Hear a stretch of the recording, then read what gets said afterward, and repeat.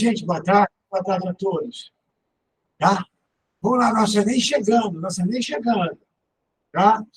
Só assim para fazer notícias. Ontem foi a prova discursiva do IME, de física, e minhas crianças ficaram felizes. A prova estava fácil, estranhamente fácil. Eu não entendo o que houve com a banca do IME, mas eu gostei porque as pessoas ficaram felizes. E esperemos que o Enem venha na mesma linha, porque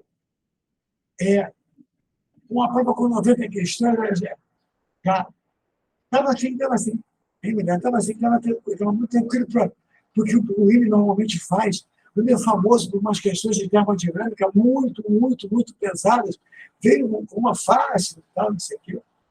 Tá? Mas, como é que eu vou te dizer, mas legal, a prova de vocês já é difícil, basta dizer que 90 questões já é difícil, não precisa mais do que isso. Tá?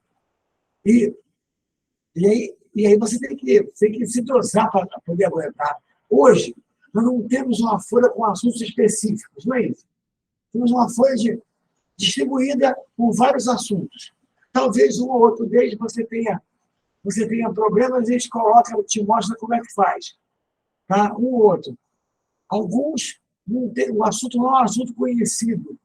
Eles mesmos dão a explicação da questão para você, e aí você, lendo com atenção, consegue ver como é que é.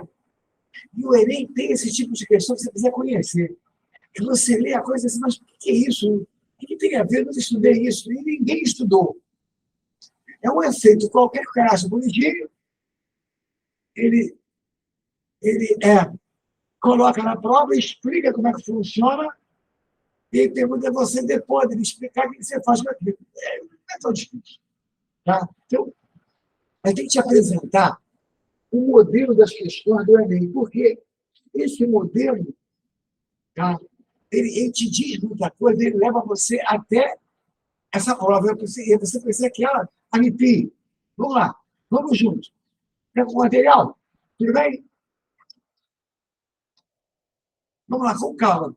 E sempre aquilo que eu falo para vocês, precisou? Pergunta aqui, pergunta no microfone, se tiver o acesso, que eu vou parar, vou te atender na boa. Tá? Sempre pergunta para a gente poder te ajudar. E lembra que nem sempre a questão que está aqui é alguma coisa que você vai aplicar exatamente uma lei de Newton, mas às vezes é. Muitas vezes é você ter uma linha lógica de pensamento para poder fechar. Tá? Vamos lá, então. Uma coisa que eu queria dizer. Todas elas são questões do Enem. Todas, todas. Não tem questão de outra prova. É tudo Enem. Tá? E Enem próximo, Enem 2018, 2019, por aí vai.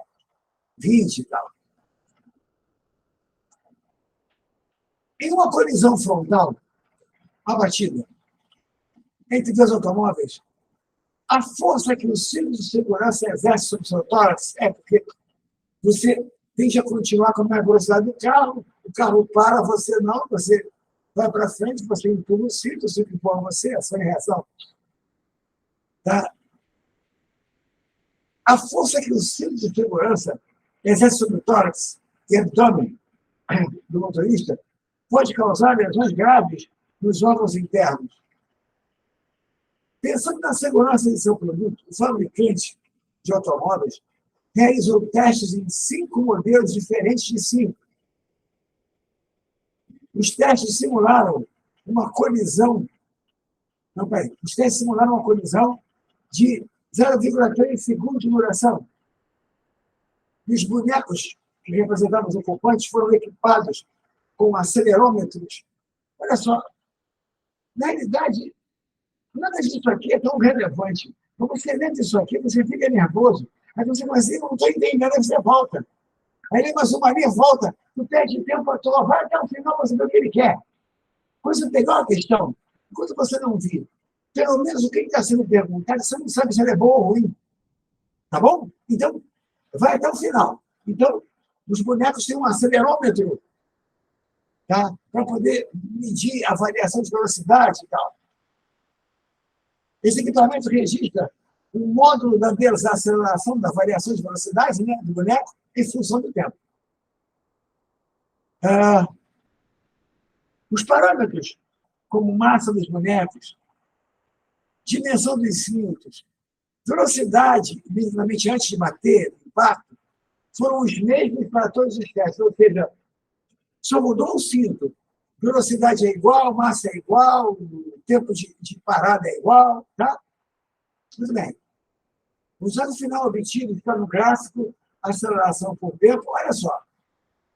Gente, tem 1, 2, 3, 4, 5 resultados aí gráficos. Tá?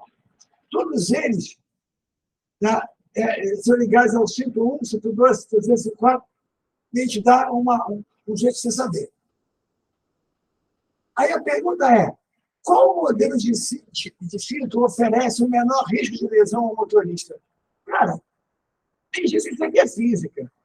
Eu sei lá, talvez seja. Mas o que você quer?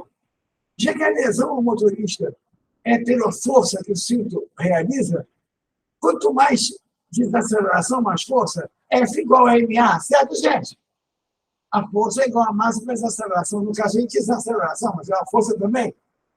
Como as massas são todas iguais, você quer o mínimo de força. O mínimo de força é para o mínimo de o quê? Aceleração. Estamos juntos?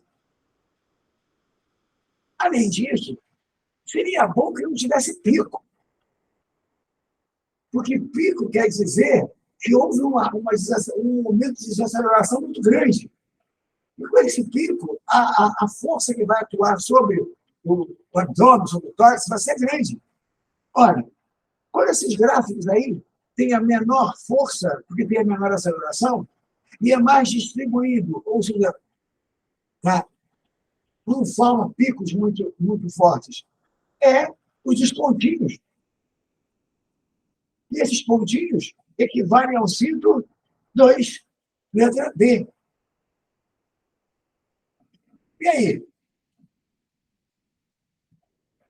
Essa questão foi tratada como física. Para mim, ela é, sei lá, lógica de vida. Não, tem o F igual a MA. E quanto mais desaceleração, mais força tem. Mas, pô, é claro. Hã? Como é que foi, gente? Tranquilo? Eu achei bem tranquila.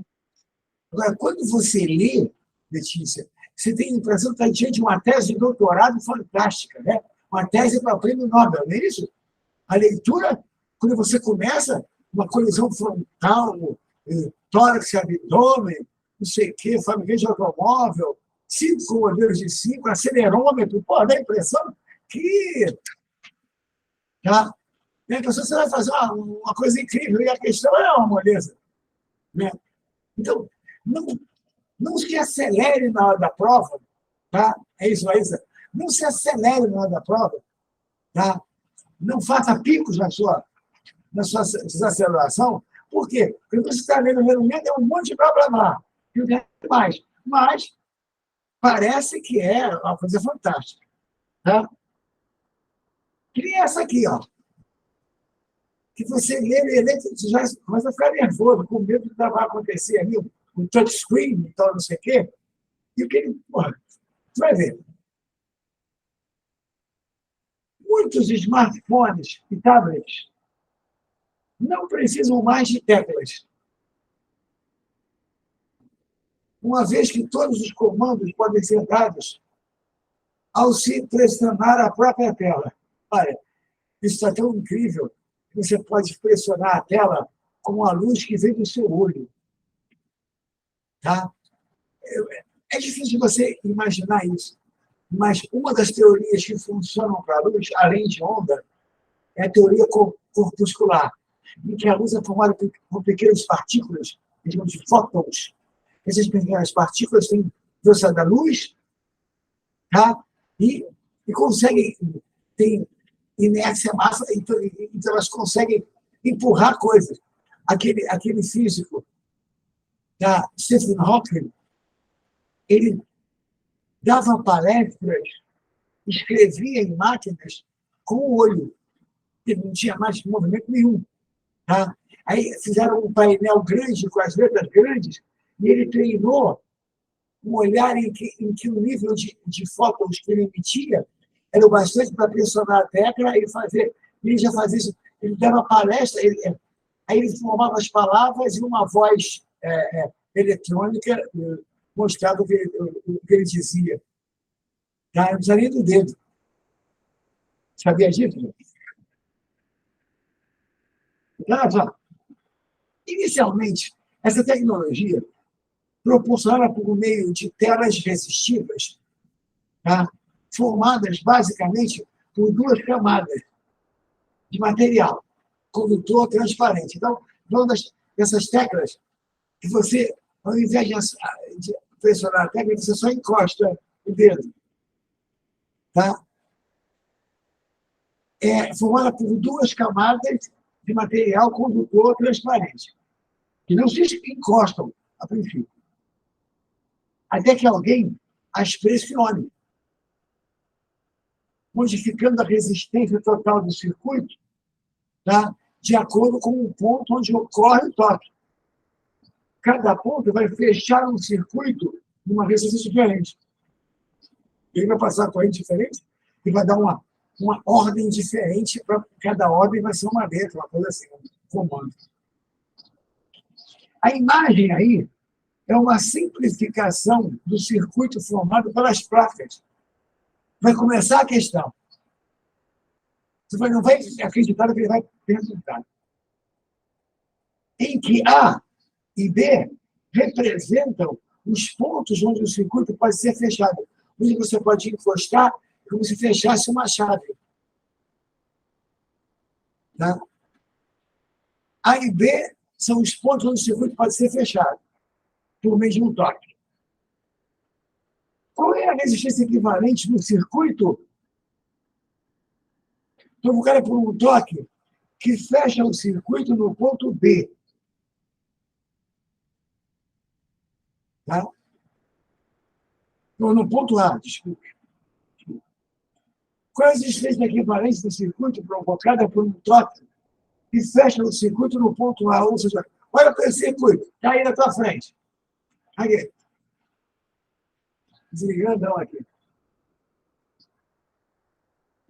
Você vai fechar o ponto A, deixa o ponto B aberto.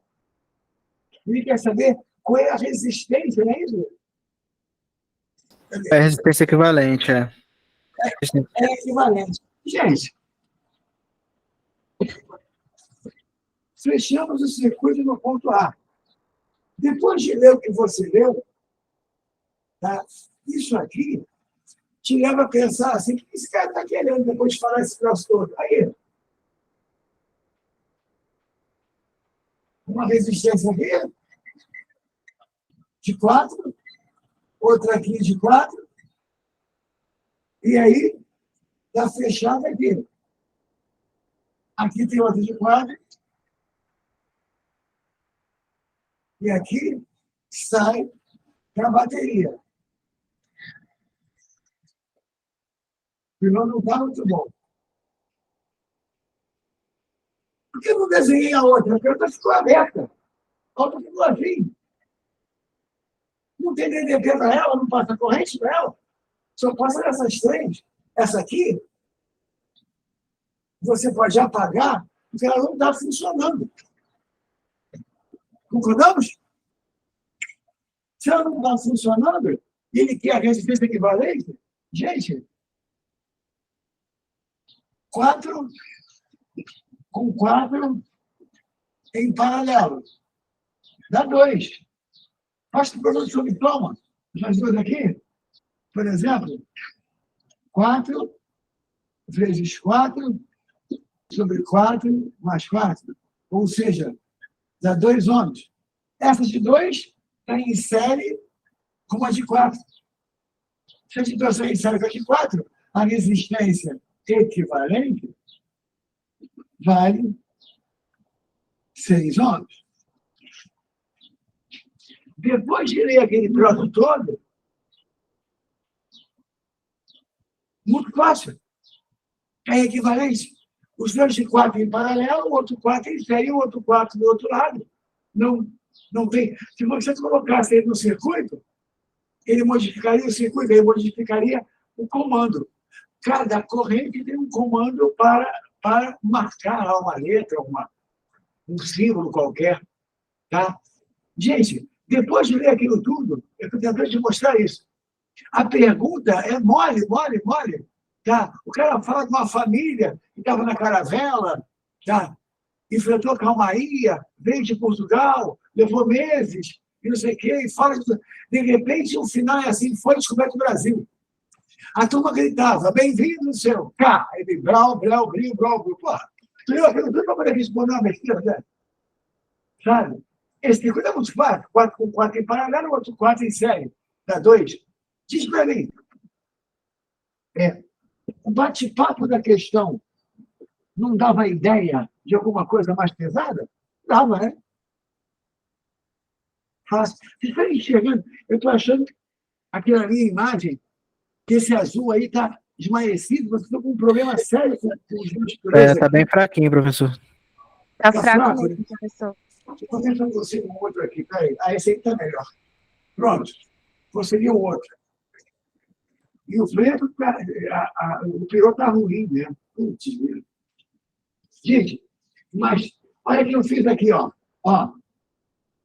4 com 4 em paralelo. Eu fiz produto sobre soma.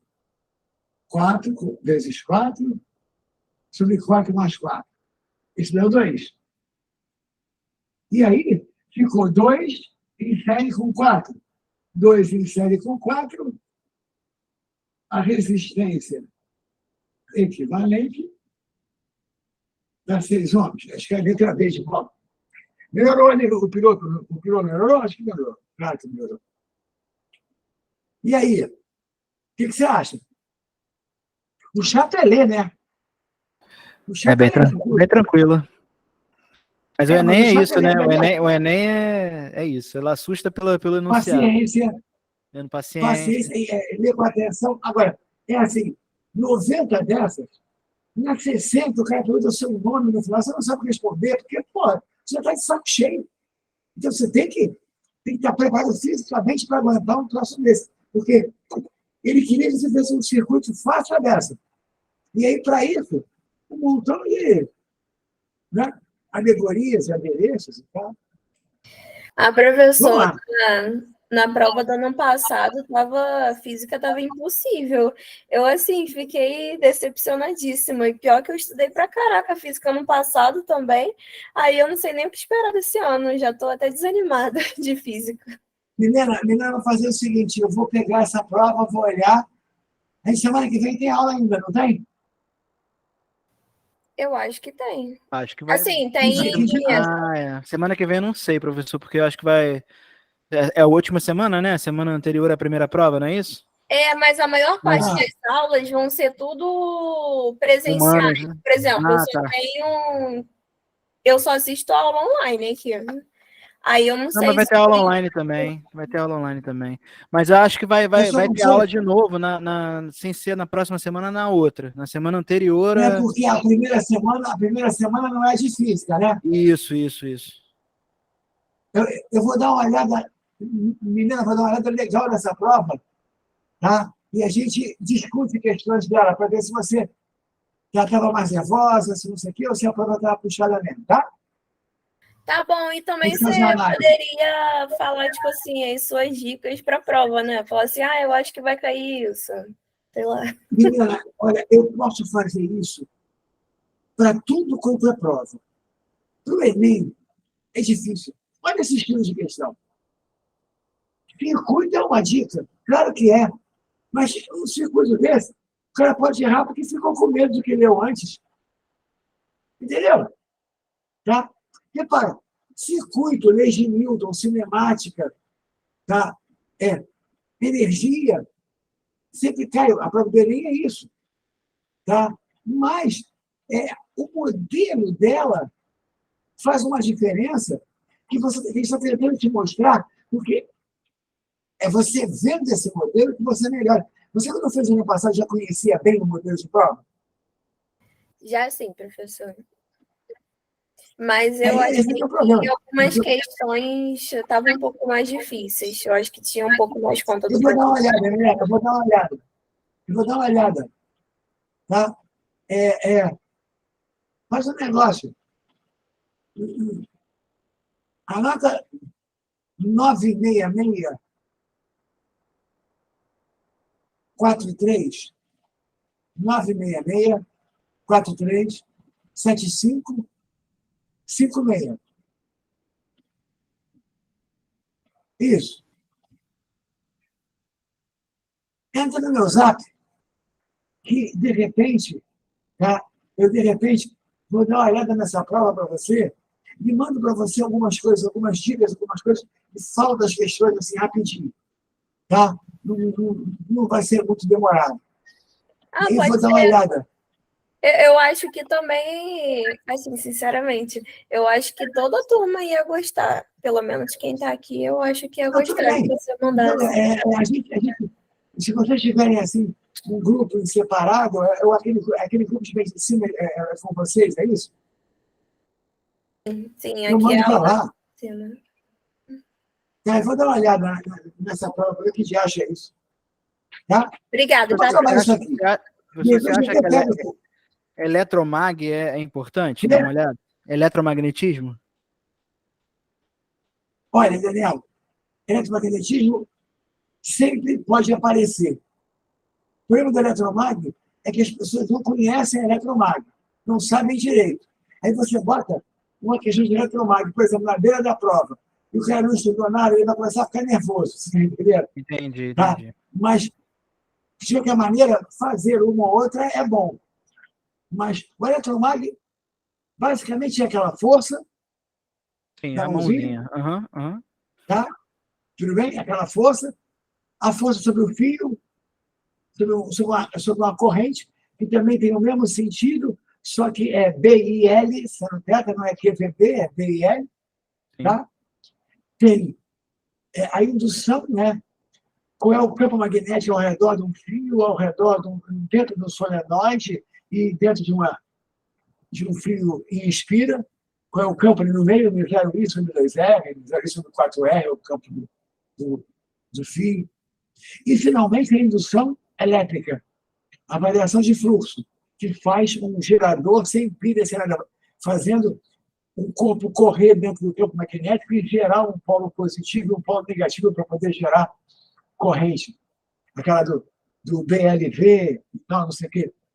Que é, claro que aí no Enem o cara tem que fazer uma coisa interessante e não difícil, senão ninguém faz.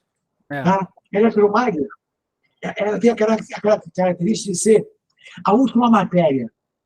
Por exemplo, nos livros de eletricidade, então no terceiro volume, o Física 3, o eletromag é o final. O cara não chega lá.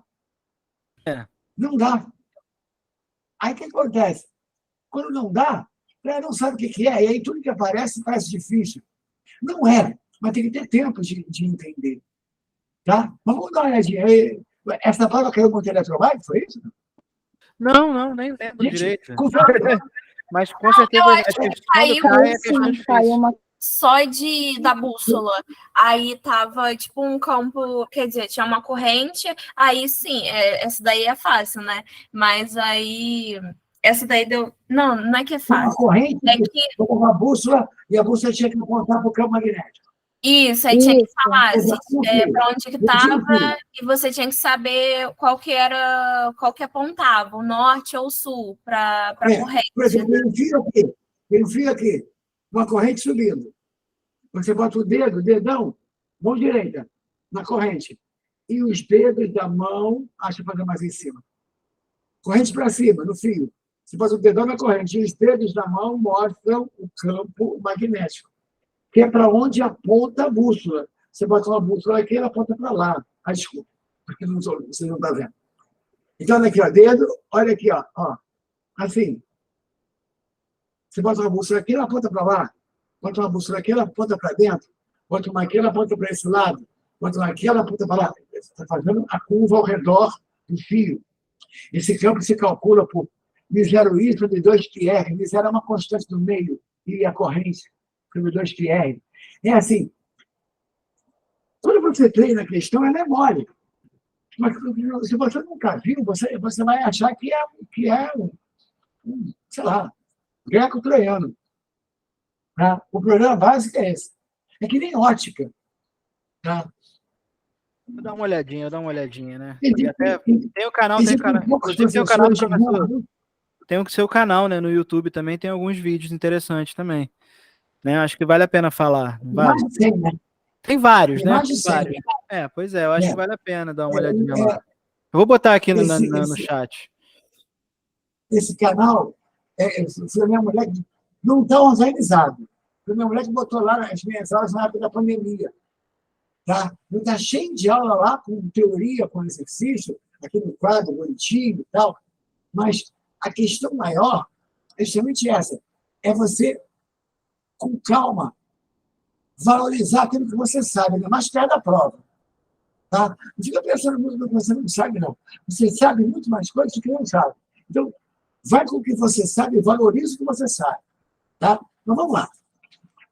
De repente, eu até tento pegar essa prova aqui de algum jeito, não sei como. O celular está acabando. Mas.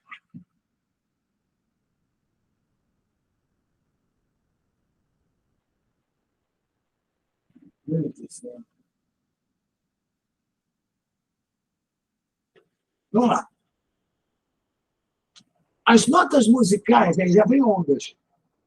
Notas musicais, assim como a grande maioria dos sons encontrados na natureza, são complexas e formadas por superposição de várias ondas. É um acorde, que eu estou falando. Um acorde é formado por uma superposição de várias ondas. Isso é uma idade. A figura apresenta 3 componentes harmônicos. Deixa eu ver onde é que está aqui.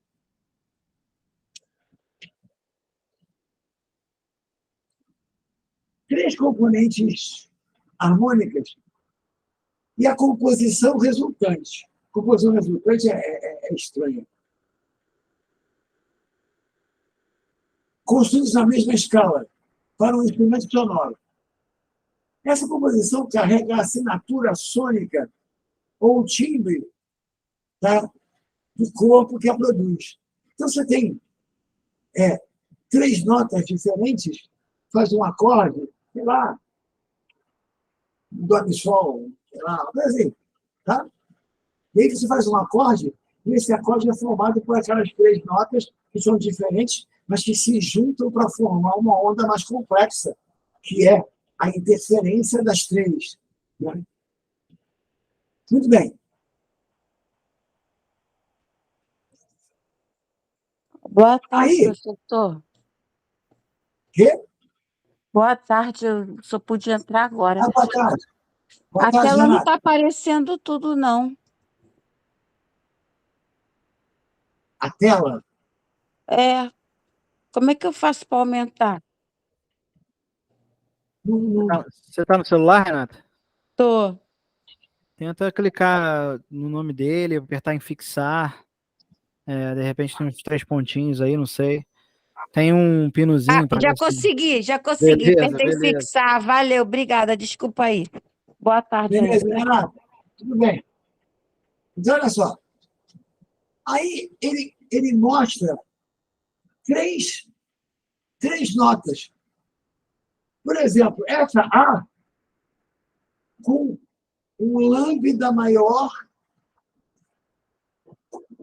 Deixa eu ir para o quadro.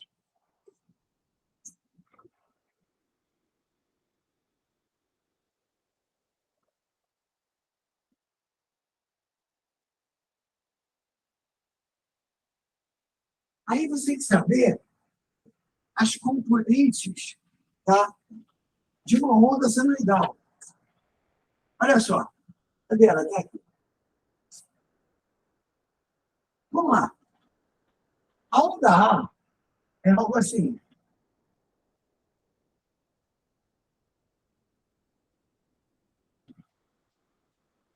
Gente, a velocidade de uma onda é igual ao comprimento de onda vezes a frequência.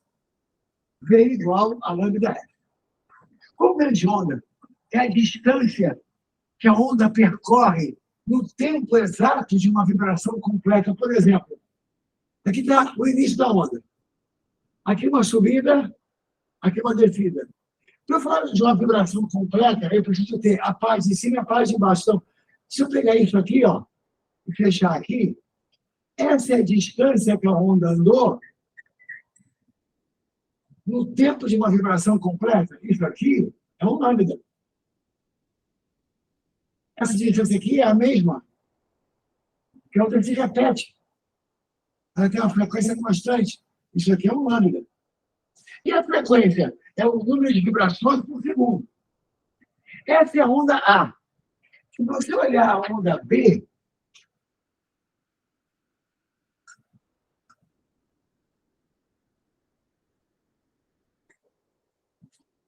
ela tem um lambda menor. Mas as duas estão no mesmo meio, que é o meio que você está emitindo. Tá? E a velocidade depende do meio. Como o meio é o mesmo, a velocidade dessa onda é a mesma dessa. Só que essa aqui vibra mais devagar e essa aqui vibra mais rápido. Então, acompanha. Essa onda aqui tem um lambda menor. Então, tem uma frequência o quê? Maior, essa aqui. As de cima tem um lambda maior, tem uma frequência o quê? Menor. Eles ficam inversamente o quê? Proporcionais. Quer me acompanhar até aqui? Isso é coisinha. Mas no final ela vai facilitar. A terceira onda, caramba, olha aqui a terceira onda.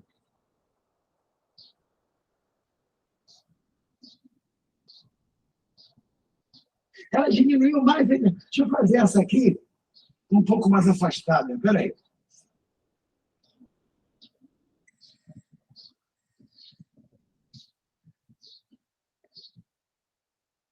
E essa aqui, diz para mim, essa terceira, tá? O que ela está acontecendo? Ela está vibrando muito mais. Ela tem mais frequência, mas tem menos comprimento de o quê? Onda. Uma coisa que estão usando aqui, essa deformação máxima aqui, ó, de qualquer uma delas, ó, se chama de amplitude. E me parece que as três amplitudes são iguais. Ou seja, onda sobe, desce, sobe, mas ela vai até o mesmo lugar. As amplitudes, que é a deformação máxima, são as mesmas. Tá? Então, vamos lá. A de baixo seria, vamos dizer assim, a soma do que acontece com a primeira, com a segunda, com a terceira no ar.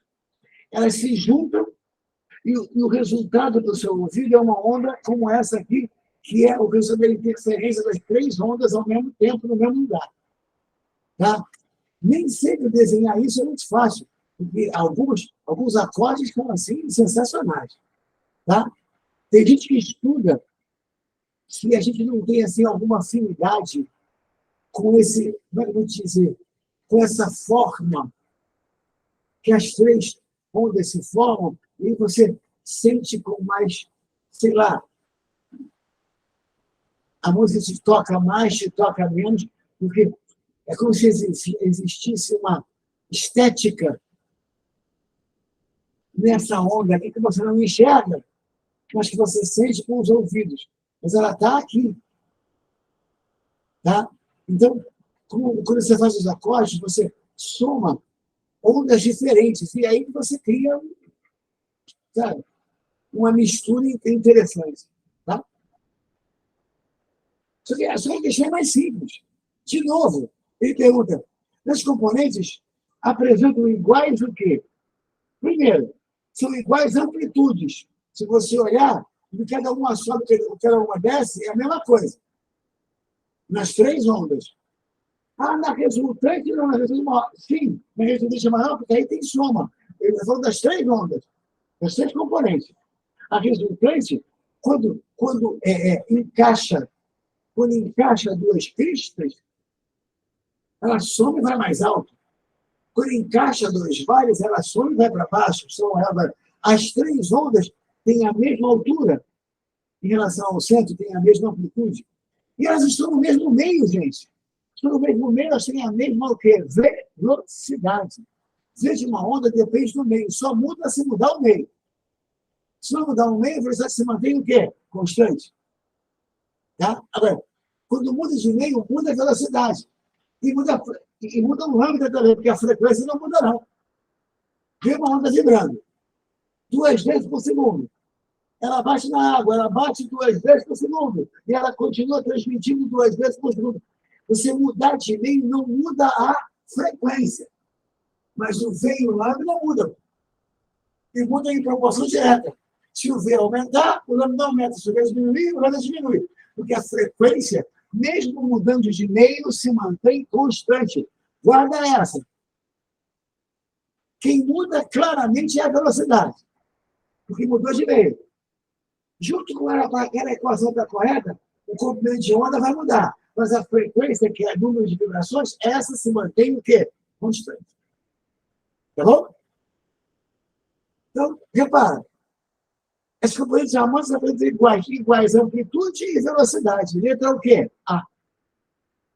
Tá? Elas não têm a mesma frequência. Tá? Se não tem a mesma frequência, não tem o mesmo comprimento de onda. E a letra E está toda errada. Tá? Não tem nem a mesma frequência, nem o mesmo comprimento de onda. Só tem a mesma velocidade. Tá? Gente, tudo bem? Tudo bem. Tudo bem.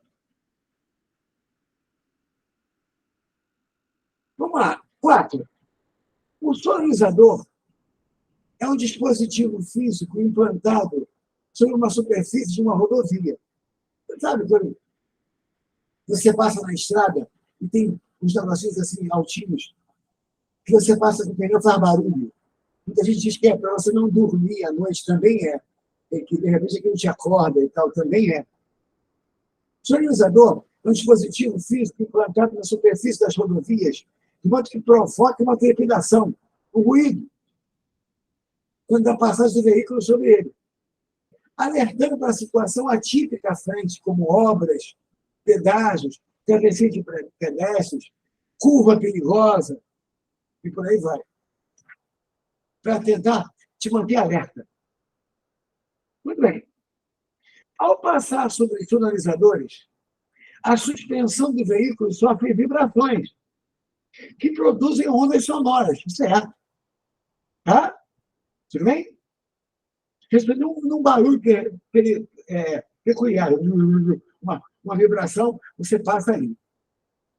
Considere que um veículo passe com uma velocidade constante igual a 108 km por hora.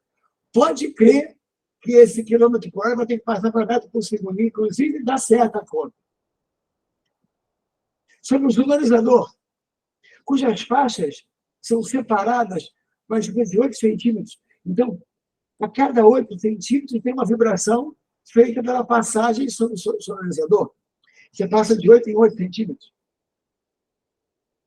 E quer saber a frequência da vibração do automóvel percebida pelo condutor durante a passagem. Vamos com calma. A frequência.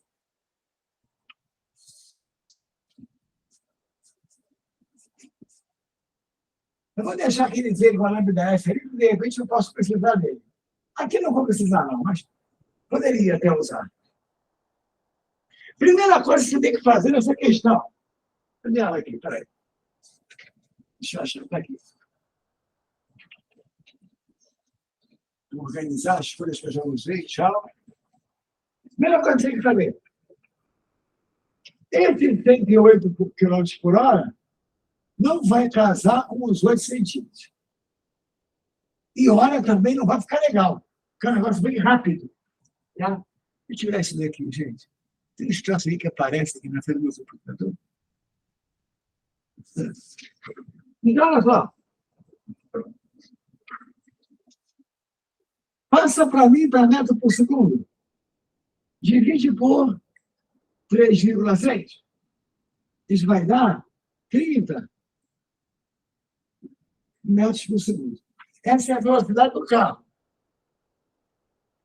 No delta S ele vai passar que a distância entre os sonorizadores é de 8 centímetros. Tá? Então, olha só, quer ver? Qual é o tempo que ele vai usar para passar em cada sonorizador? O tempo. Esse tempo é o ΔS sobre a velocidade. Certo, gente? Estamos juntos? O tempo para ele passar em cada sonorizador. A distância entre eles é 8 centímetros. Então, vai ficar aqui, ó. 8 vezes 10 a menos 2, eu passei para metro. Né? 0,08 centímetro, decímetro, metro. Duas casas. Velocidade, 30 metros por segundo. Tá? Que tempo vai dar aqui? Que tempo vai dar aqui? Hã? Melhor nem fazer a conta. Melhor nem fazer a conta. Quando você vai sobre 3, no final a gente vê. 8 sobre 3, isso aqui é 10. 10 a 1. Tá? Menos 2, menos 1. Vê se está certo. Tá certo. Deixei 8 Ok. sobre 3. 8 sobre 3. Esse 0, como se fosse 3 vezes 10. Pulsando abaixo sobre 3 expoentes. Menos 2, menos 1, menos 3. Esse é o tempo entre cada o quê? Passagem. Nome disso em física. Tempo entre cada vibração. Nome disso. Período.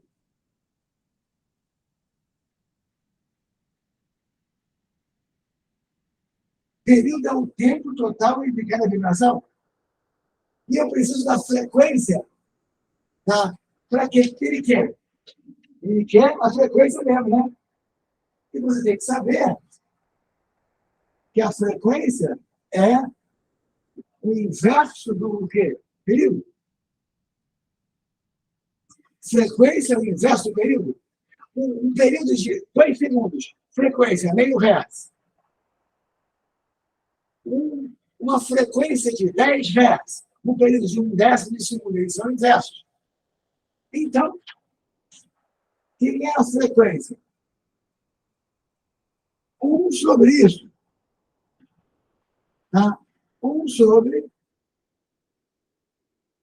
8 terços vezes 10 menos 3. Vai com calma. O 3 vai subir. O 10 a menos 3 sobe como 10 a mais 3. Divide por 8. 3 sobre 8. 0, sei lá, 275, acho que é isso. 375. 3 a 5. Então seria 0,375. Vezes 10 a 3. Cada casa 3 passagens vai dar 375 metros. Eu classificaria essa questão como cozinha. Tá? Repara, ele deu a distância entre cada marcador, você tiver o tempo do bum, bum, bum, bum, bum, que é um tempo bem pequeno. Por isso, porque esse tempo é bem pequeno. Ele quer a frequência, que é o número de vibrações por segundo. É para você inverter o período, 1 sobre o período, que é a frequência. E aí fecha a questão. Vai alguma pergunta? Estou aqui. Professor, eu Fala. fiquei com uma curiosidade nessa pergunta. É coincidência a velocidade da onda, nesse caso, ser a velocidade do carro e o lambda ser a distância entre as lombadas? Porque assim, se você colocar a velocidade ali 30, igual a 8 vezes 10 a menos 2 vezes a frequência, dá a mesma coisa. É coincidência isso? Daniel, não. Mas a questão é que você não pode interpretar assim. Aquela Tudo fórmula ali, Daniel, é que aquela fórmula ali é um V igual a delta S sobre delta T. Ah, bem. V O lambda é uma distância entre uma vibração e outra. O lambda é um ΔS. E a frequência é o inverso do período. Isso. Portanto, aquela fórmula é um V igual a ΔS sobre ΔT. Uhum. Se o ΔS for o lambda e o tempo dele for o período, divide o tempo da onda, porque é a mesma coisa. Ou seja, aquilo ali é um V igual a ΔS sobre ΔT disfarçado. Por isso que dá. Entendi.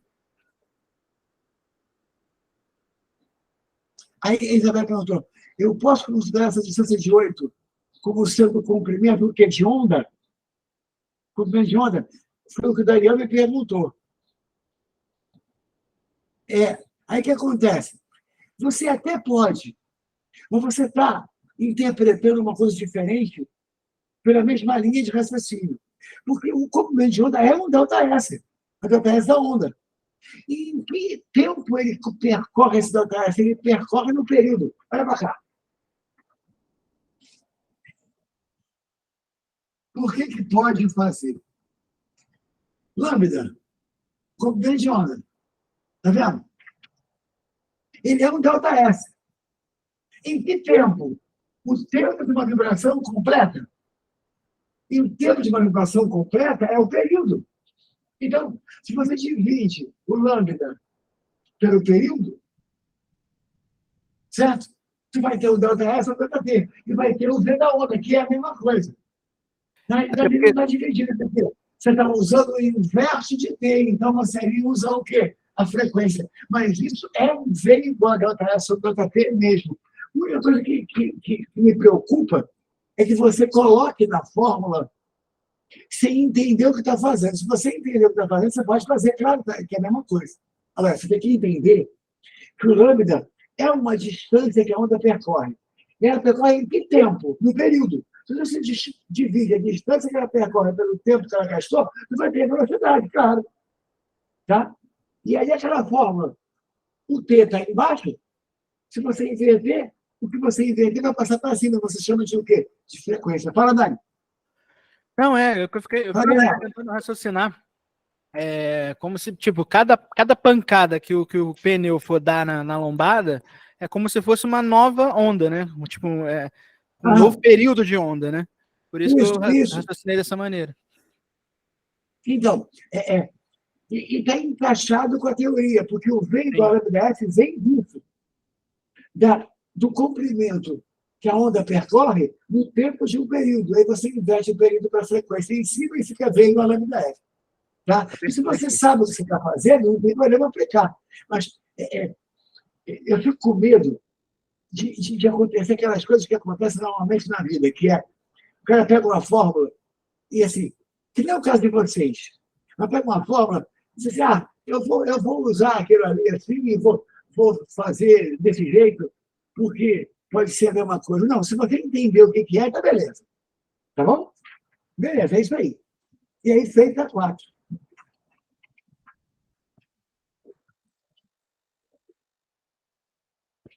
Vamos ver essa 5. Aliás, eu fiz questões diferentes mesmo para a gente poder abrir o leque da discussão nessa aula.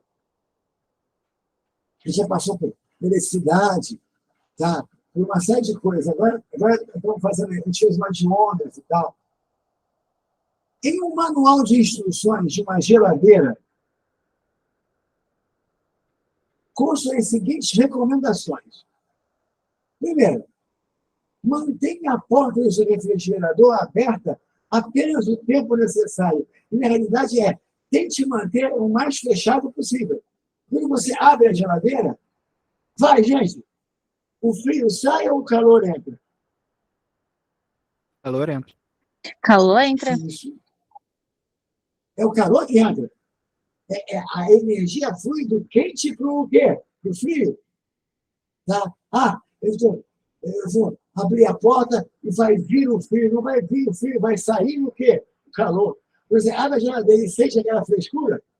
Quem está emitindo a energia é você para a geladeira e não ela para você. O calor vai de dentro para vai do quente para o quê? Frio. Certo? Outra recomendação. É importante não obstruir a circulação do ar, tá? Com a má distribuição dos alimentos na geladeira. É verdade. Gente, o ar quente deixa subir, certo? E o ar frio tem que descer. Quando você bota, inclusive, um congelador lá em cima, ou faz uma passagem grande de dutos frios lá em cima, a tendência é você fazer o ar quente, tá? As coisas que estão transportando o calor subir e o ar frio descer. Essa corrente tem um nome, esse nome é o quê? Convecção. Então, seria bom que você arrumasse as coisas de um jeito que pudesse facilitar a convecção. Tá? Você diz assim, não obstruir a circulação de ar com uma má distribuição de alimentos nas prateleiras, para poder não atrapalhar a convecção. Tá? E no ar-condicionado, né? No ar-condicionado. Aqui eu estou com um funcionando, mas não adianta, não sei se consigo levar essa câmera aí, tá? Mas se você tiver algum perto, o ar-condicionado tem uma partezinha assim, na frente dele, que ele puxa o ar. Se você pegar uma folha de papel e botar ali, estou podendo mexer na minha câmera, depois dá problema para esquentar. Mas você bota ela fica colada ali, porque ele está puxando. Acabei de fazer isso. Minha folha está colada ali, na parte da frente do ar-condicionado. Porque ele puxa o ar quente e joga o ar frio. O ar frio desce. Quando o ar frio desce, o ar quente o quê? Sobe. E o ar-condicionado puxa o ar quente e joga o ar frio. E cria essas correntes de o quê? De convecção. Deixa eu pegar minha folha aqui.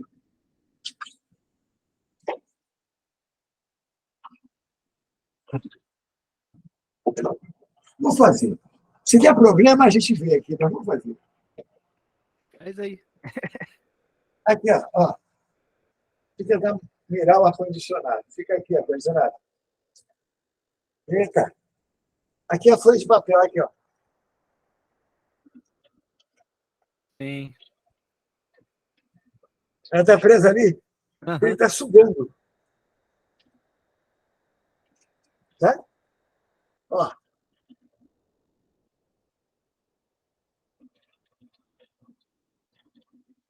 Aqui, tirei. Botei de novo. Tá vendo? Sim. Agora eu vou tentar aqui botar essa câmera no lugar. Deixa eu ver, deixa eu olhar. Não, peraí. Deixa eu ajeitar aqui um pouquinho. Isso aqui é terrível. Tá bom. Um pouquinho mais para cima. Acho que tá bom. Tá bom, tá legal.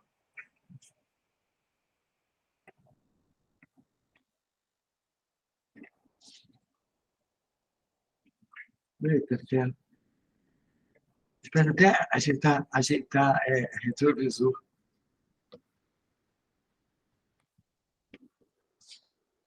Tá bom.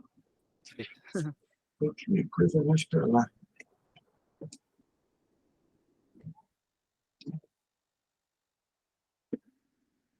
Bom, deixa eu ver. Tá, beleza. Então, olha só.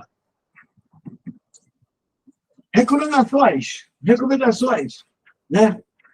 Manter o mínimo aberta a porta, não obstruir circulação para facilitar as correntes de convecção, deixe um espaço mínimo de 5 centímetros entre a parte traseira do refrigerador, onde tem aquela serpentina, tá? E a parede. Por quê? Ali, o gás que saiu da geladeira, que roubou o calor lá de dentro, tá? Roubou o calor lá de dentro, ele saiu carregando essa energia. Aí ele passou pelo compressor, o gás foi apertado, foi comprimido. Quando o gás é comprimido, a temperatura dele cresce. Você vai dizer assim, temperatura cresce sem dar calor? É verdade. Tá? Olha só, você passa o gás que saiu da geladeira pelo compressor. E esse apertão que ele leva faz a temperatura dele aumentar. Ah, mas por que disso? Olha aqui, ó. Primeira lei da termodinâmica, ΔU, que é a variação da energia interna do sistema, é igual ao calor que ele recebe ou pede, menos o trabalho do gás. Isso é a primeira lei da termodinâmica. ΔU tem a ver com a energia do gás, a energia interna, a vibração. Ele tem a ver com a temperatura. O calor é a energia que você pode colocar ou retirar. E trabalho também é energia. Mas é assim, se o gás empurra alguma coisa, ele está trabalhando positivamente, está gastando a energia dele. Quando ele gasta energia empurrando, ele esfria. Se alguém empurra o gás, esse alguém está dando energia para ele está reagindo contra esse empurrão. Então, se alguém empurra o gás, tá? O trabalho dele é negativo. É assim, ó. Quando ele empurra, o trabalho é positivo. Menos com mais, dá menos. O trabalho faz ele gastar, é menos. Mas quando ele é empurrado, o trabalho é negativo. Menos com menos vira o quê? Mais. E aí, não houve troca de calor, não precisou. Quando o compressor aperta, o gás trabalha negativamente. Menos ele menos vira mais. O ΔU aumenta. ΔU aumenta e ele aumentar a temperatura. Por isso que atrás da geladeira foi quentinho. Porque o gás foi apertado, tá? Foi apertado, e ali ele ganhou energia e vibrou mais e ficou mais quente. O que está fazendo esse compressor? O gás não roubou calor lá de dentro da geladeira, não roubou calor lá de dentro? Quando ele roubou, que ele saiu, você aperta ele, a temperatura dele sobe, e como o meio aqui está mais frio, ele joga o calor dele para fora. Ou seja, o que está fazendo ali é bombeando o calor que ele tirou de dentro da geladeira aqui para fora. Por isso precisa de um espaço para que aquilo possa trocar calor com o meio, né? Não deve encostar na parede. E ali atrás é quentinho por causa disso. Aliás, você aperta para ele ficar quente e para ele trocar calor com o ambiente e esfriar. Quando ele entra na geladeira, ele entra cheio de pressão. Ele vai empurrando o outro gás que está lá dentro. Quando o gás entra, ele vai realizar trabalho, mas aí ele está empurrando. O trabalho é positivo. Quando ele realiza o trabalho, ele esfria dentro da geladeira. No que ele esfria, ele rouba calor de lá. Por isso você consegue entender o que é a geladeira. Olha bem, olha bem. O gás que entra na geladeira entra cheio de pressão. Ele entra empurrando tudo e expandindo. Isso faz ele esfriar, porque ele está gastando energia, ele está trabalhando.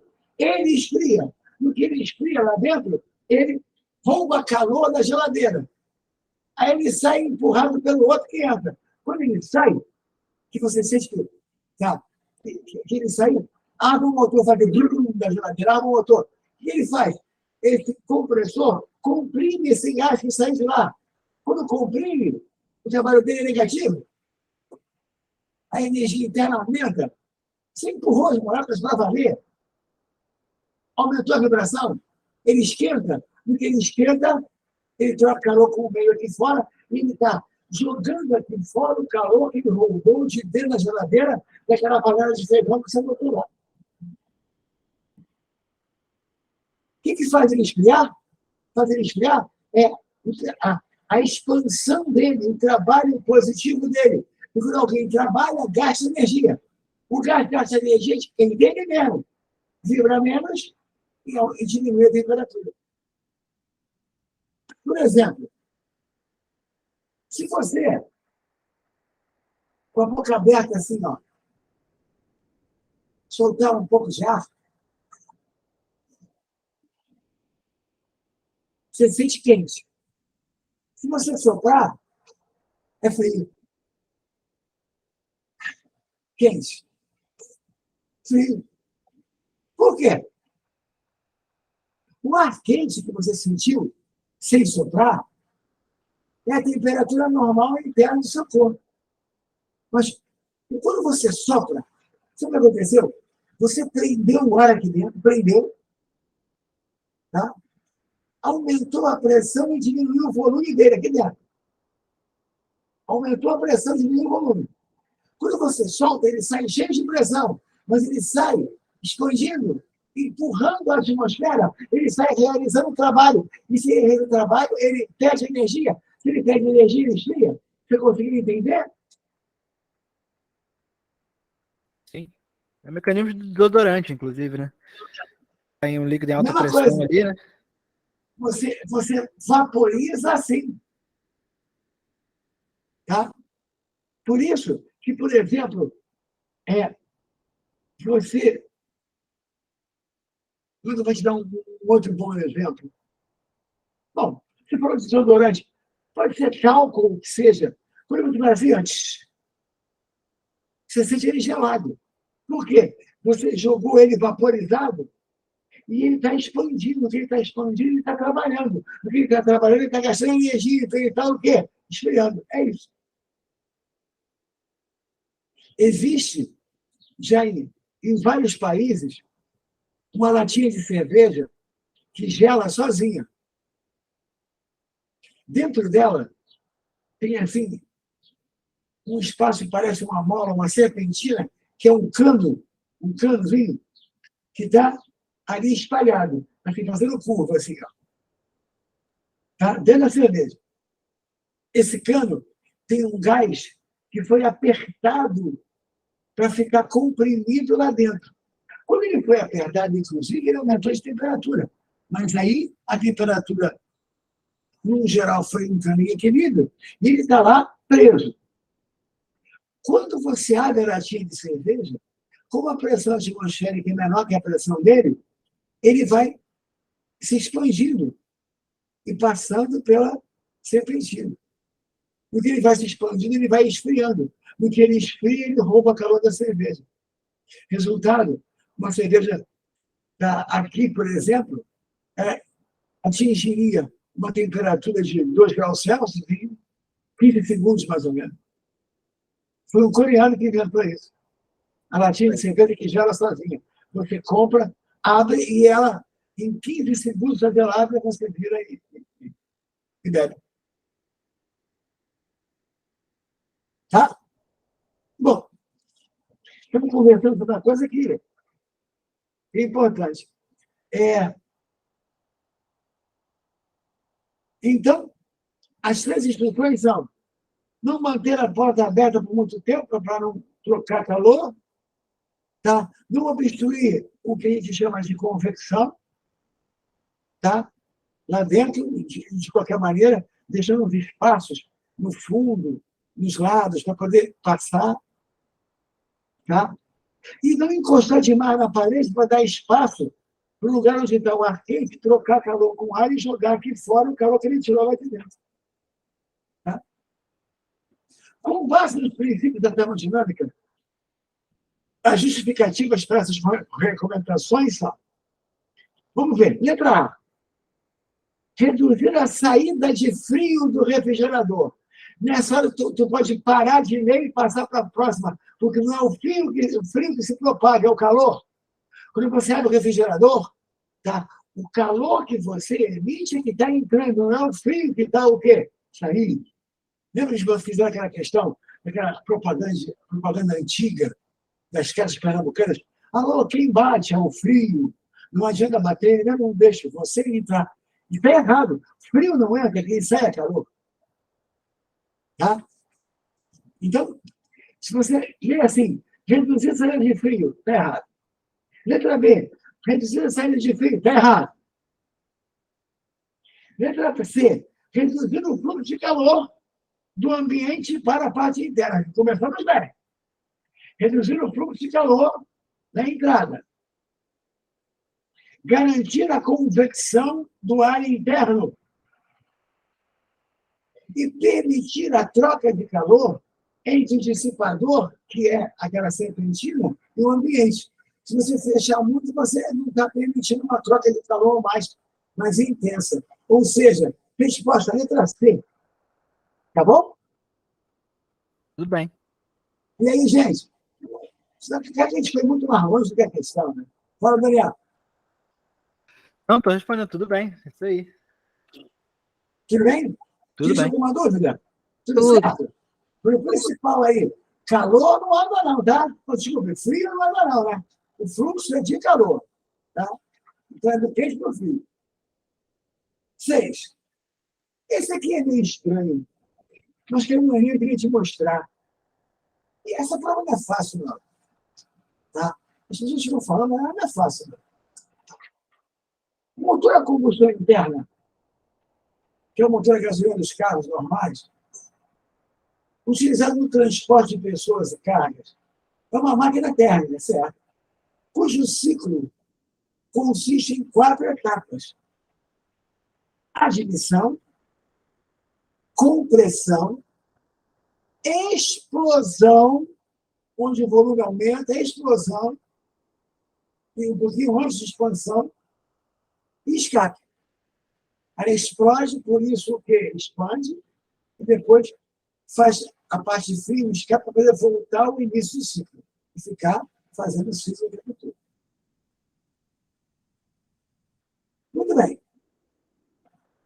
Essas etapas são representadas no diagrama pressão, volume que tem aí. Eu não vou até tentar não fazer esse gráfico, para não fazer a questão pior que ela é tranquila. Você tem que ler com atenção. Olha as etapas: admissão, compressão, explosão com expansão e escape. Essas etapas são representadas no diagrama em função de pressão, volume ali. Nos motores a gasolina, a mistura ar-combustível entra em combustão. Combustão é explosão. Tá? É por uma centelha elétrica. Tá? Uma centelha, tá? Faz pegar fogo ali, rapidinho, e essa explosão que dá por causa do combustível faz o pistão explodir, subir. Depois alivia, a temperatura explode de novo, ele fica subindo e descendo. Ele vai dizer assim, e aí? E aí, e você bota isso numa barra, liga uma roda, e ela vai, com a subida e descendo, vai embora. Tá? Muito bem. Ali está A, B, C, D, E. Para o motor descrito, em qual ponto é produzida a centelha elétrica? Gente, a centelha é para causar o quê? A explosão e a expansão. Onde está a expansão nesse gráfico? Tá? A partir do ciclo começando. Onde está a expansão?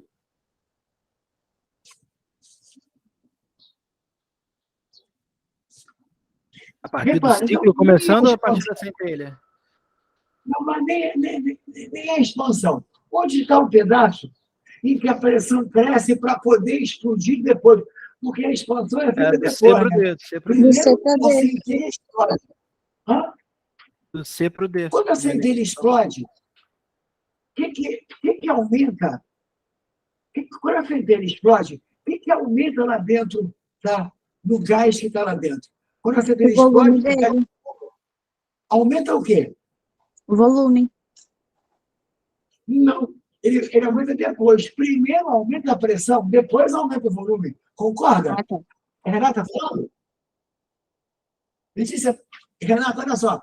Está ali dentro. Quando tem a centelha, tá? A pressão lá dentro aumenta loucamente. E esse aumento de pressão é que causa um aumento de o quê? De volume. Na realidade, a pergunta é a seguinte: onde está a centelha? Onde está a centelha? Onde está a explosão depois da centelha? Onde está o que causa o movimento para cima? Em que letra? No C. C é onde explode a centelha, aumenta a pressão, e aí reduz o Isso, volume, diminuindo a isso. pressão novamente. O C é onde explode a centelha e aumenta a pressão. Com esse aumento de pressão, o volume aumenta. Na realidade, essa curva aí, embora ele esteja descendo, essa curva aqui, ó, de D para E, ela está diminuindo a pressão, mas está aumentando o volume. Olha quando o volume aumenta. Aí, antes desse volume aumentar, uma centelha explodiu lá dentro, causou aquela combustão, que fez a pressão ficar muito maior. A centelha explodiu em C, para aumentar a pressão. Pensa bem, se a centelha explodisse em D, quem é que fez a pressão aumentar antes de C para D? Quem é que fez a pressão aumentar? Alguém foi lá e apertou? Não. Em C, explodiu a centelha, criou aquele aumento de pressão lá dentro, e aquele aumento de pressão é que fez o sistema o quê? Trabalhar positivamente e empurrar para o lado o lance. Tem que ter sempre a fonte quente. Professor, podia repetir que eu não entendi? Não, eu vou tentar te mostrar o seguinte. No motor, isso aqui é um motor. Você tem que colocar calor nele para poder trabalhar.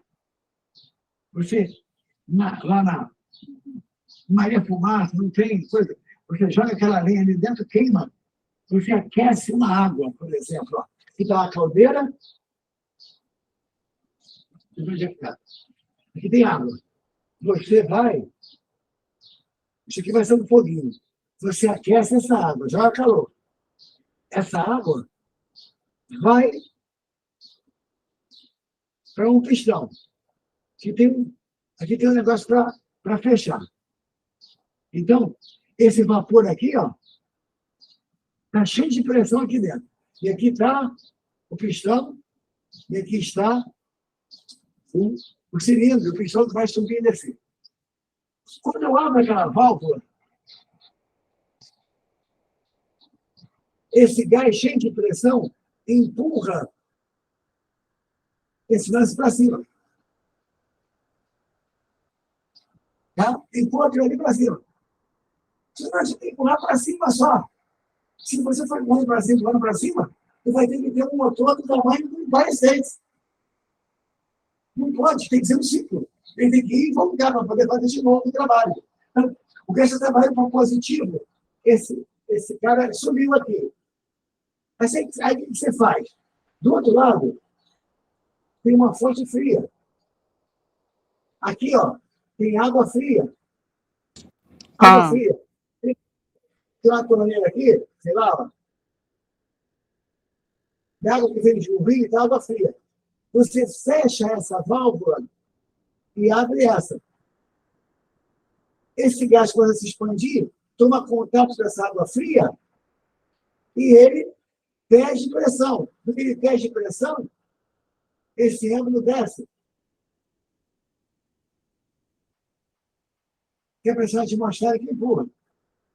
Tem que ter a fonte quente e a fonte fria.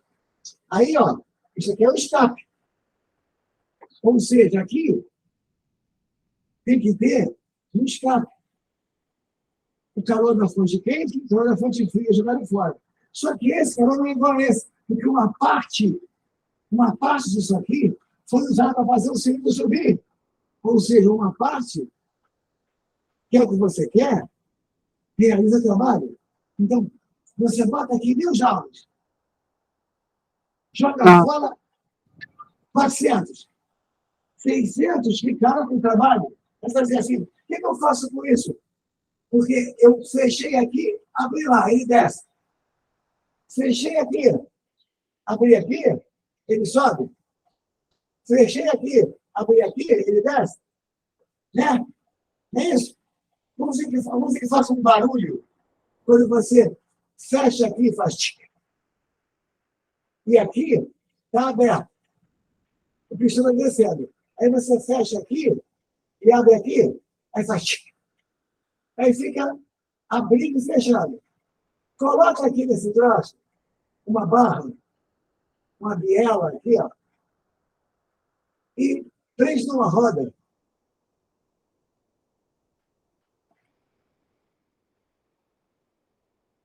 Quando ele subir, ele vai fazer a roda girar para cá.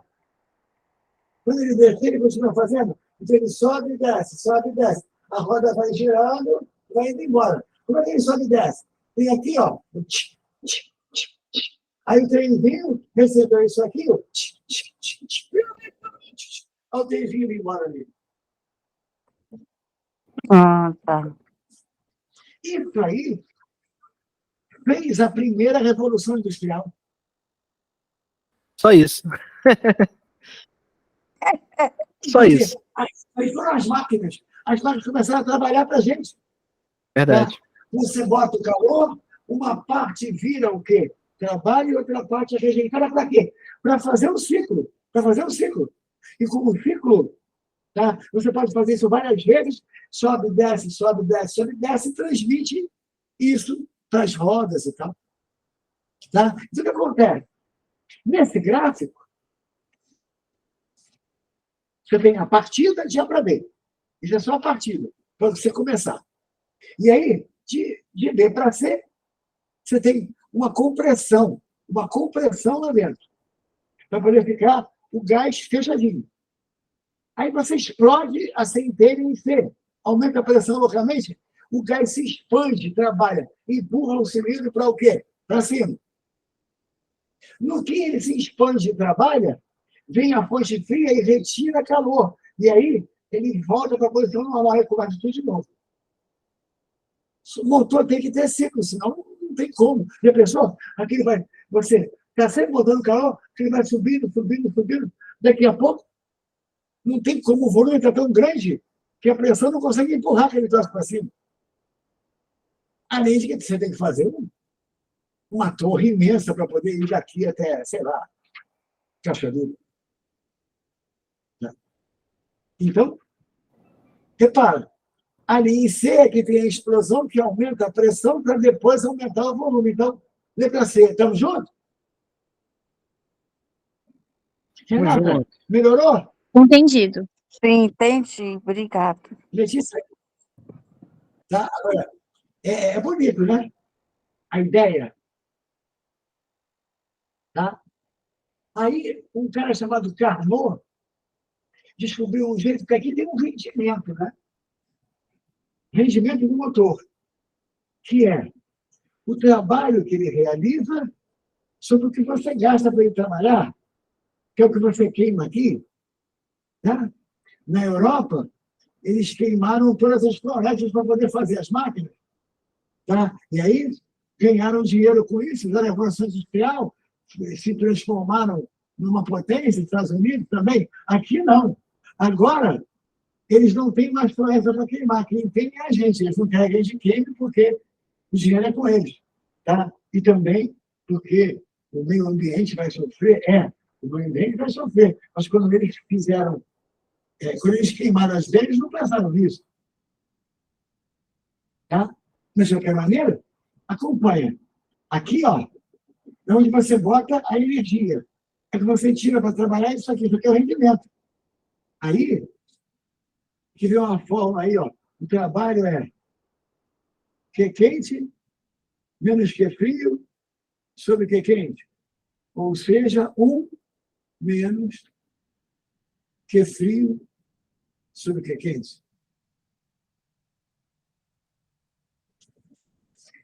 Esse é o rendimento. E quanto mais rendimento você tiver, melhor seu motor. Nunca pode ser 100%. Olha aqui, ó. Rendimento. 1 menos Q frio sobre Q quente. O único jeito disso aqui dar 100% é isso aqui ser zero. Mas isso aqui ser zero, o Q frio tem que ser zero. Não pode ter motor. Porque o motor precisa do Q frio para poder fazer o ciclo. Então, nunca o Q frio é zero. Se o Q frio é zero, nunca você terá um motor 100%. Tá? E por aí vai.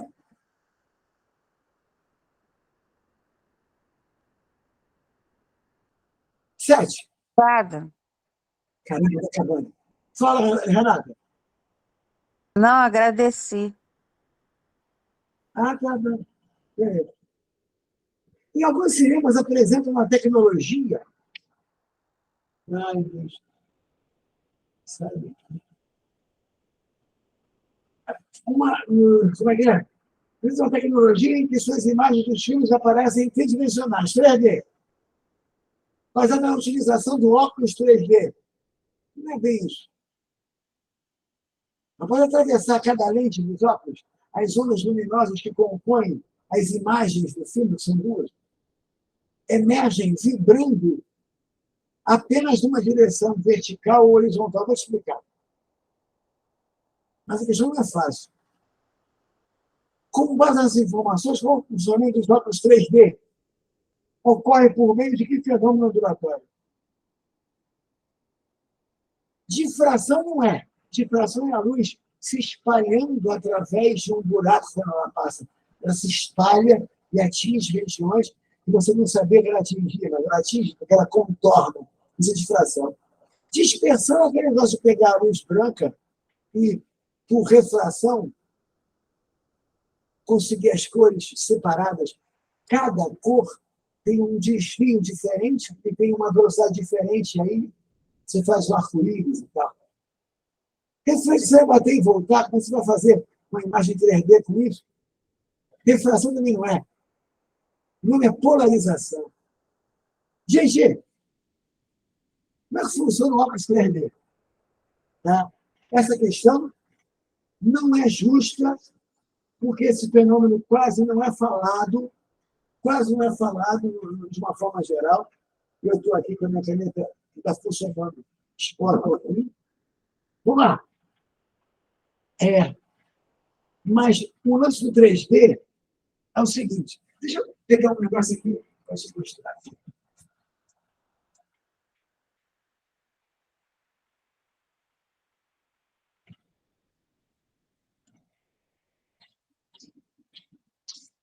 Isso aqui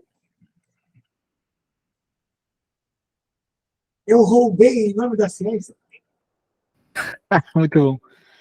dos óculos 3D do cinema. Espera aí. Uma lente deles e outra.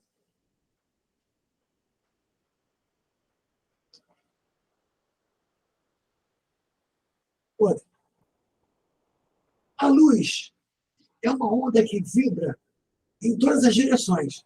Ela é como se fosse um pontinho aqui que pode vibrar assim, pode vibrar assim. Então, cada ponto vibra do seu jeito e ela se espalha pelo meio. Uma lente é capaz de, quando a luz passa por ela, filtrar a energia de forma a deixar passar só numa direção. Tipo, a onda vem aqui. A onda vem aqui. Assim, quando ela passar, vai passar só na direção do filtro. O resto ela filtra, ela segura. Isso se chama polarizar. A onda que sai depois da lente, ela sai vibrando numa direção só. Plano polarizado. Por exemplo, se a lente é assim, ó. A onda que vem sai vibrando desse jeito. Se vier uma onda só assim, ela não passa. Não passa, porque para passar tem que passar ou exatamente na direção de polarização, ou com um certo ângulo e você projetando a parte que passa, porque é vetor. Tá? Então, repara, você tem a lente, ela polariza assim, aí deixa passar a parte da onda que vibra assim, outras partes não deixa passar. Se ela polarizar assim, mesma coisa, horizontal e vertical. Só existe onde? Para você ter a sensação de uma coisa que você não é capaz de enxergar realmente, que é a terceira dimensão, você precisa de 2 olhos. Com um olho só, olha, você fazer com você não dá certo, porque em termos musculares, você tem uma sensação que vai te facilitar. Mas você vai ver isso. Com os 2 olhos, você facilmente coloca a ponta de um dedo na ponta do outro. Se você fechar um dos olhos, tira a mão daqui e volta. Tu quer encostar a ponta do dedo no outro. Se você bobear, não consegue. Tenta aí para você ver, com um olho só. Ó, bota assim, bota longe, e aí tenta. Tu deve estar notando que está problemático, você até consegue, mas vai, ó, enrola. Com os 2 olhos você faz facilmente, certo, gente? Sim ou não? Sim. Caramba, Certo, não. legal. Mas eu acho que nessa altura do campeonato, nem com os Um dois olho olhos. só. Engraçado que com direito eu consegui melhor do que com esquerda. Sei lá. Eu também. Olha só, com um olho só, você enxerga com cada olho no plano, na bidimensão, e não na terceira dimensão. Com os dois, você tem duas imagens cruzadas. E aí, um olho vai até aqui, o outro vai um pouquinho mais, aí você consegue ver um pouquinho atrás de onde um olho não consegue ver. Essa junção te dá a sensação de terceira dimensão. Aí como é que eles fazem? Filmam como se fossem dois olhos. Duas lentes, filmando, como se fossem dois olhos.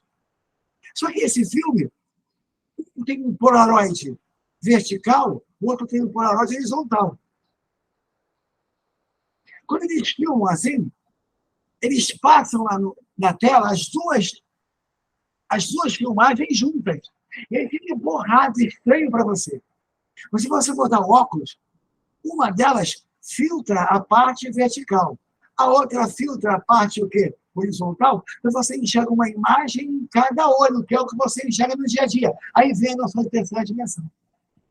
Olha bem, ó. Isso aqui é bonito de ver.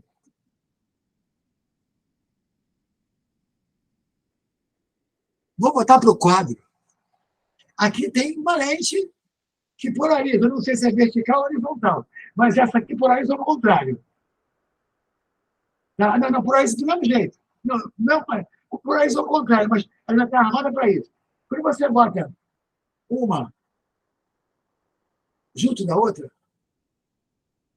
aqui, ó, você consegue continuar enxergando o que está lá atrás, ó. Aí eu vou fazer o seguinte, eu vou girar essa aqui de 90 graus. Preste atenção, não se assusta. Caraca, muito Sumiu. maneiro. Sumiu. Muito maneiro. Ó, não deixa, porque uma filtra assim, outra filtra assim, filtraram tudo. Olha aqui para mim, ó. Eu estou vendo você aqui, vendo a câmera. Assim também.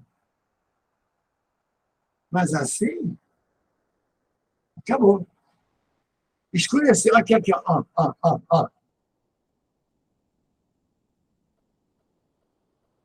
Você está vendo a reflexão? Olha, o que você está vendo aqui é a câmera me filmando, é reflexão, tá? Reflexão. Porque aqui você me enxerga. Com 90 graus, polarizou de um jeito e de outro.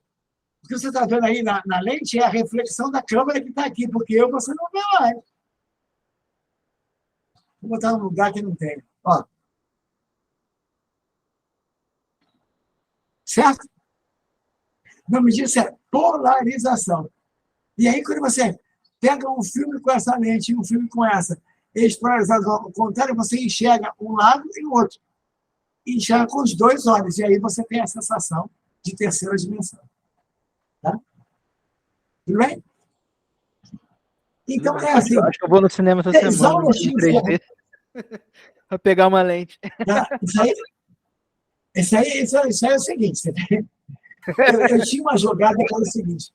Aqui na Barra, tem cinema até sessão de meia-noite, até as 2, e não sei o que, coisa assim. Só que quando você vai numa sessão dessa, na hora da sessão não tem ninguém, o shopping está vazio, é tudo estranho. É em nome da ciência mesmo. Mas, aí você não tem nem ninguém.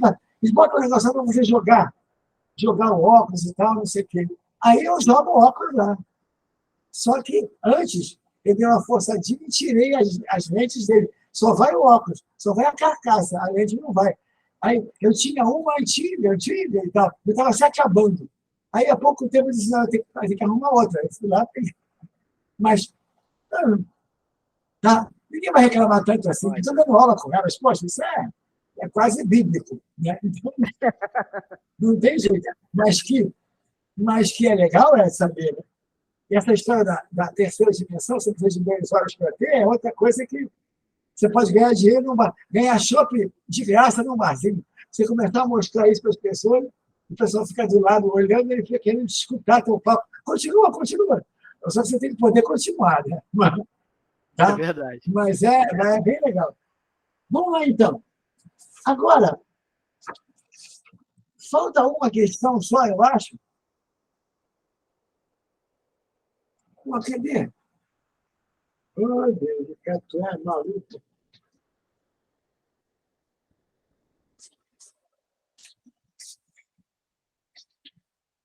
Esse aqui é a primeira, a segunda, a terceira planta.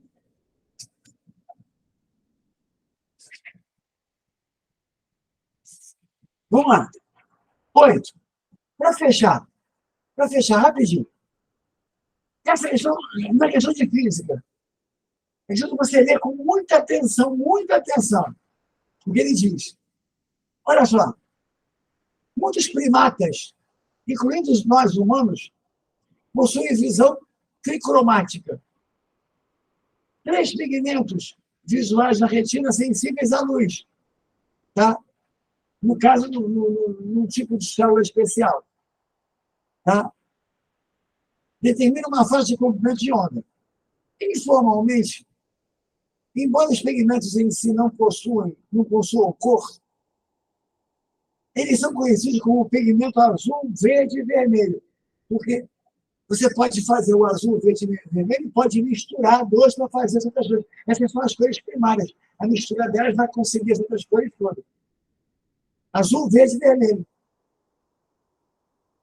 Estão associados à cor que causa grande excitação, ativação na retina. A sensação que temos ao observar um objeto colorido decorre da ativação relativa desses pigmentos. Ou seja, se estimulássemos a retina numa faixa de 530 nanômetros, vai lá no gráfico. Abaixa um pouco daquela faixa 1 ali, ó. Um pouco abaixo da faixa 1. Essa faixa cinza está em torno de 530. Né? Não excitaríamos o azul está fora. O pigmento verde seria ativado ao máximo, porque o verde é aquele lá de cima, é aquele com os tracinhos maiores. Então, naquela faixa de 530, essa faixa aqui, ó,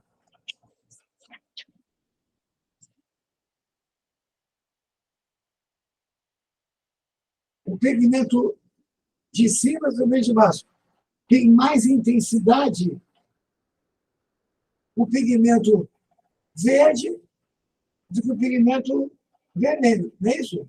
É. E o azul não chega lá. Nessa faixa não tem azul. Mas em 530 tem. Deixa eu dar com calma. Tem verde e vermelho, mas tem mais verde do que o quê? Vermelho. Isso vai dar uma misturazinha. Tá? E se você tiver um verde com muita energia, ele pode até esconder, tá, a parte do vermelho que tem ali e ficar praticamente só verde. Mas ali vai ter verde e vermelho. O verde um pouco mais. Já na outra faixa de 600, quem tem mais potência, quem tem mais ativação, é o vermelho. E o azul, que é o tracinho, está mais embaixo. Dá para ver isso, gente? Inverte. Sim. Na primeira faixa, quem tem mais poder é o tracinho. E o tracinho é o verde. E tem o vermelho. Na segunda faixa, tá, quem tem mais poder, tá, é o vermelho. E o verde está mais embaixo. Muito bem. Caso... Como é que é? Vamos lá em cima.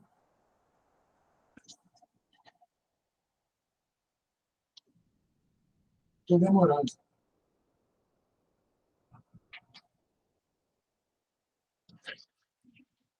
Professor, Tá aqui. vou ter que me despedir, porque eu vou fazer a aula de redação, e aí eu tenho que ajudar eles lá, tá bom? Tudo bem, beleza. Um abraço para você, rapidinho. sua esposa, sua Gente, filha também. o que ele quer, um abraço, Daniel. O que ele quer na questão é o seguinte, tá? Tem um cara que é daltônico, tá? E esse cara que é daltônico, ele não consegue estimular o verde. Não consegue estimular o verde. As células que captam o verde estão mal. Aí ele pergunta o que acontece quando um daltônico olha para essa faixa de 530 ou para essa faixa de 600. Ora, nas duas faixas tem verde e vermelho. Mas se ele não pega o verde, ele só consegue pegar o quê? O vermelho. Tá?